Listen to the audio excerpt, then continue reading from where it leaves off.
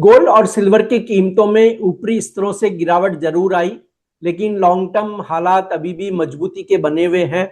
International हो या domestic analyst, कोई भी गोल्ड सिल्वर में महामंदी की बात नहीं कह रहा है।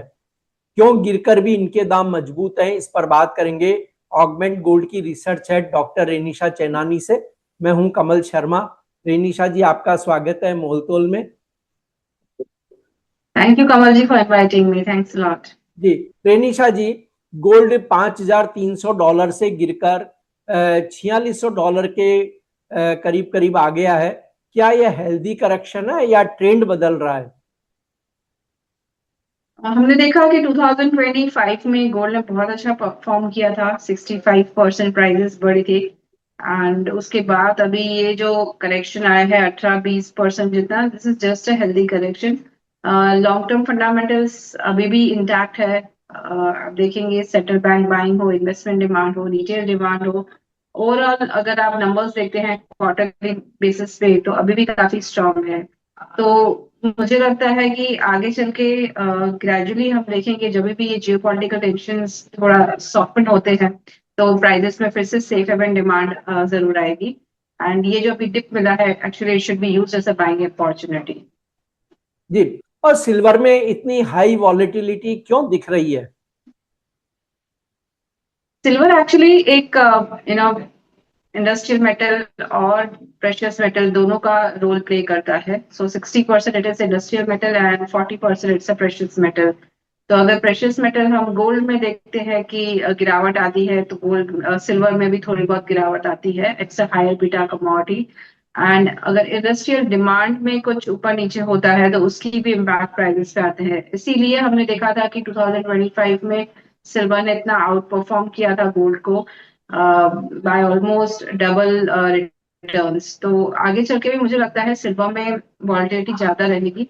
बट जिस तरह से फंडामेंटल्स काफी स्ट्रांग है सिल्वर के भी कि it's in deficit from last 6 years. And जिस तरह से इंडस्ट्रियल डिमांड काफी स्ट्रांग है, इन्वेस्टमेंट डिमांड भी काफी स्ट्रांग है सिल्वर की। तो आगे चल के मुझे लगता है ये वॉलेटिलिटी तो रहेगी पर हम अच्छे गेन्स आते हुए भी देखेंगे। जी, रेनिशा जी, चीन में सिल्वर इंपोर्ट 78% बढ़ा है। क्या यह आने वाली कोई तेजी का संकेत है? यस, हमने देखा कि चाइना इनफैक्ट पिछले साल एक नेट एक्सपोर्टर हुआ करता था, बट जो एक्सपोर्ट रेस्ट्रिक्शंस लगे 1 जनवरी से उसके बाद अभी ग्रेजुअली इंपोर्ट्स बढ़ते जा रहे हैं।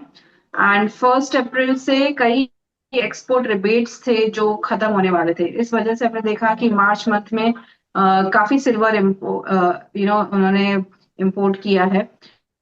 तो मुझे लग रहा है जिस तरह से ये नंबर्स दिखा रहे हैं कि इतना नंबर्स इंपोर्ट हुआ है तो स्ट्रॉन्ग काफी जो डिमांड है वो काफी स्ट्रॉन्ग है चाइना में। एंड मुझे लगता है कि आगे चल के जिस तरह से इंडस्ट्रियल डिमांड स्ट्रॉन्ग रहने वाली है and China is the biggest consumer of silver. तो काफी अच्छे प्रोस्पेक्ट्स हैं सिल्वर के। मैं देख रही हूँ यहाँ से $95 to $100 तक हम प्राइसेस को बहुत ही जल्द जाते हुए देख सकते हैं। जी, जबकि वेस्टर्न मार्केट्स तो सिल्वर को रिस्क एसेट की तरह फिर क्यों ट्रीट कर रहा है? क्योंकि जिस तरह से वॉलेटिलिटी है सिल्वर में कि जब भी रिस्की एसेट्स बढ़ रहे हैं तो सिल्वर बढ़ रहा है, जब रिस्की एसेट्स नीचे आ रहे हैं तो सिल्वर भी नीचे आ रहा है। तो जो अभी कोरिलेशन है इस माहौल में जहाँ पे जियोपॉलिटिकल टेंशन इतने बने हुए हैं, तो जो सेंटीमेंट है मार्केट का वो काफी चेंज हो चुका है कि रिस्क ऑफ सेंटीमेंट और रिस्क ऑन सेंटीमेंट होता है वो प्रेशियस मेटल पे भी सेम यूज हो रहा है जैसे इक्विटीज पे होता है। तो इसलिए हम देख रहे हैं कि वेस्टर्न मार्केट सिल्वर को एक रिस्की एसेट की तरह भी कंज्यूम कर रहे हैं, उसमें बाइंग सेलिंग कर रहे हैं। But this is a short term phenomena. जब मार्केट में अनसर्टेनिटीज चली जाएगी तो वापस सिल्वर एक नॉन रिस्की एसेट की तरह प्ले करेगा एज गोल्ड। जी, और रेनिशा जी, ज्यादातर पोर्टफोलियो में अभी भी 0% गोल्ड, क्या यह सबसे बड़ी गलती है?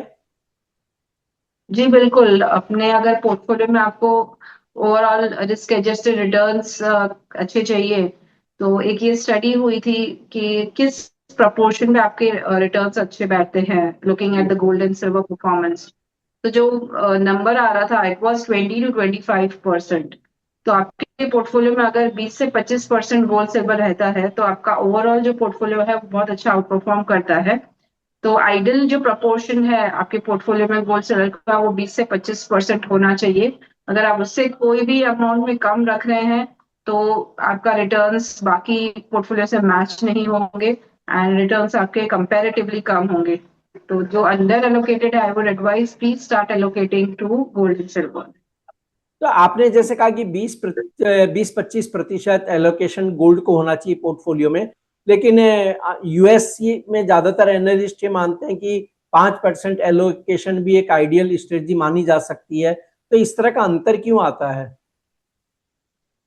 ये एक ओल्ड टेक्स्ट बुक फॉर्मूला है जहां पर वेस्टर्न कंट्रीज ने ये एलोकेशन अप्रोच बनाया था 60-40 का, आगे 60% इक्विटी 40% डेट एंड डेट में से वो 5% थोड़ा बहुत गोल्ड में एलोकेट कर लेते थे। बट ग्रेजुअली जिस तरह से मार्केट में अनसर्टेनिटीज बनी है पिछले 4-5 सालों में आफ्टर कोविड, ग्रेजुअली ये हर कोई समझ रहा है कि अपने पोर्टफोलियो में गोल्ड एंड सिल्वर का एलोकेशन हमें बढ़ाना चाहिए। And gold and silver just एक मॉनेटरी मेटल्स नहीं है, they are as treated as a financial asset now. तो लोग इसको अपने पोर्टफोलियो में ले रहे हैं। अगर सेंट्रल बैंक्स अपने पोर्टफोलियो में 18 से 20% गोल्ड रख सकती है डाइवर्सिफिकेशन के कारण, तो व्हाई नॉट रिटेल इन्वेस्टर्स। तो रिटेल इन्वेस्टर्स को ये चीज समझनी होगी कि गोल्ड सिल्वर एलोकेशन अपने पोर्टफोलियो में बहुत जरूरी है जो अभी हम अनसर्टेन टाइम्स देख रहे हैं। जी। और रेनिशा जी, हम देख रहे हैं कि भारत में भी अब लोग क्रिप्टो करेंसी के प्रति बहुत ज्यादा वो हो रहे हैं कि भाई वहां निवेश करें, उसके बारे में पढ़ना लिखना या निवेश के बारे में सोचते हैं और ढूंढते भी है तरीके। तो क्या ऐसे में माने कि बिटकॉइन अब गोल्ड का विकल्प बन गया या दोनों की भूमिका अलग अलग है? आई थिंक दोनों की भूमिका बिल्कुल ही अलग है। गोल्ड जो है हम 5,000 सालों से यूज करते आए हैं। Bitcoin is very new now, सिर्फ 5 साल हुए हैं अभी। एंड जो मार्केट कैप है गोल्ड का वो आप देखेंगे वो बिटकॉइन से 10 गुना बड़ा है। तो कंपैरिजन ही नहीं है कोई बिटकॉइन और गोल्ड का।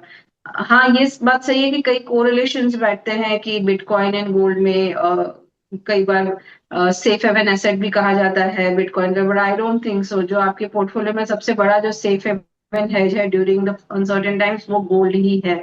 तो कोई कंपैरिजन ही नहीं है, दोनों की जगह अलग अलग है। बिटकॉइन एक बहुत ही बड़ी स्पेकुलेटिव कमोडिटी है जिसकी वॉलेटिलिटी पूरे साल में 50 से 60% होती है। और गोल्ड की अगर आप वोलेटिलिटी देखें तो वो 12 से 15% होती है। तो बिल्कुल ही अलग है। आप अपने पोर्टफोलियो में बिटकॉइन ऐड करना चाहें तो जरूर ऐड कर सकते हैं, पर गोल्ड को रिप्लेस करके नहीं। गोल्ड की अलग जगह है, बिटकॉइन की अलग जगह है।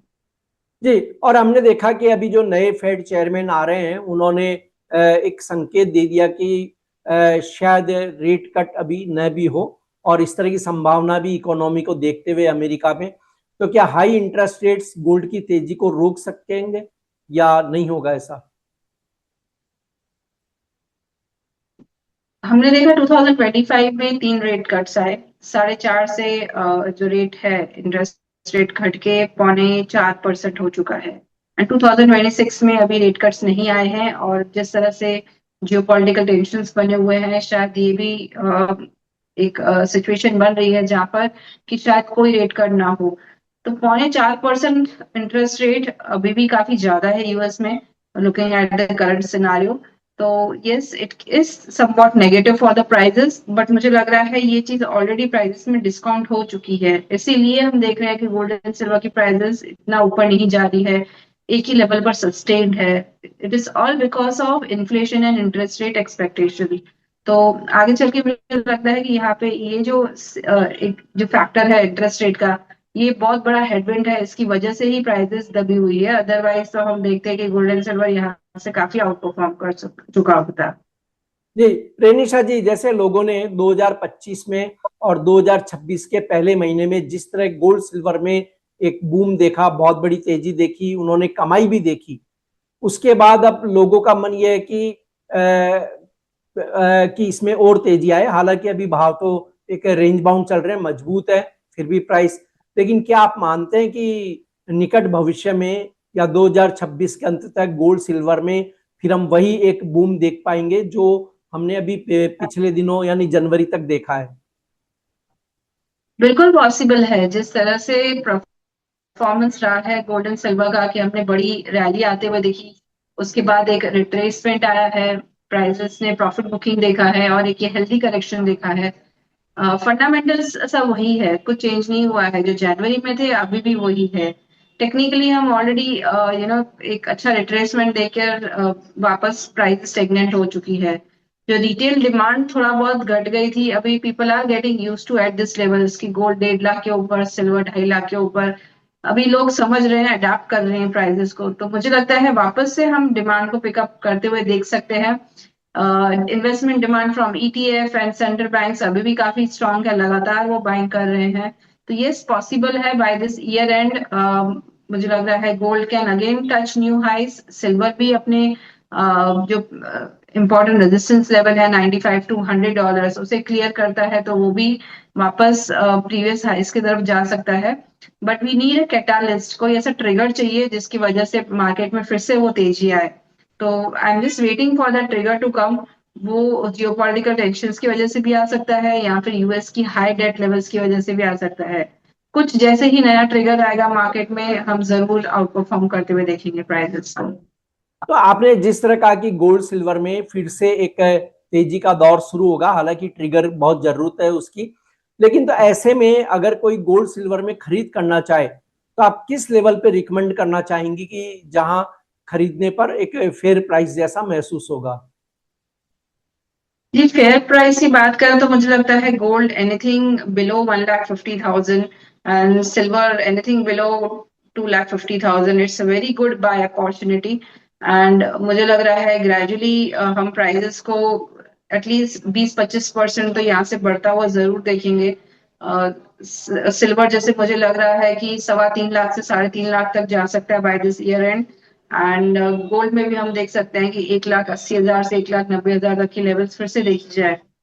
तो यहाँ से अगर आपको 25-30% की तेजी चाहिए तो लमसम बाइंग करंट प्राइसेस पे भी कर सकते हैं, और अगर आपको लमसम बाइंग नहीं करनी है तो बेस्ट वे SIP करें सिस्टमैटिकली, आप स्टैगर्ड वे में बाय करें तो, और 2-3 साल तक होल्ड करें तो और अच्छे रिटर्न्स मिलेंगे। So anything you can do, SIP और लमसम, बट लॉन्ग टर्म थोड़ा होल्ड रखिए, 2-3 साल का नजरिया रखिए तो आपके रिटर्न्स काफी अच्छे बनेंगे।